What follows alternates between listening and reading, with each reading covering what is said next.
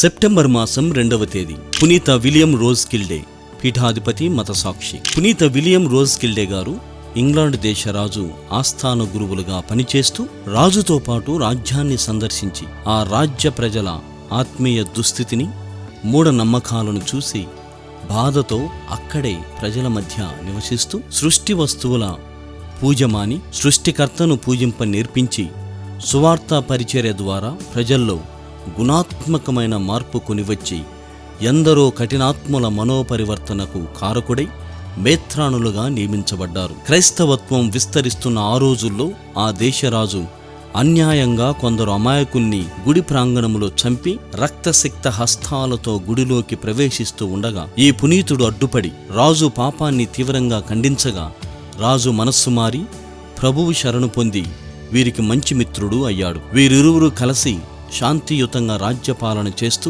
దేవాలయాలను నిర్మించి ప్రజల్లో ఆధ్యాత్మిక ఎదుగుదలకు దోహదపడ్డారు. రాజు వృద్ధాప్యంలో కన్నుమూయగా వీరి మృతదేహాన్ని ఆశీర్వదిస్తూ ఈ పునీతుడు కూడా గుడిలోనే తుదిశ్వాస విడిచి ఇరువురి మృతదేహాలను ఒకే సమాధిలో భద్రపరిచారు.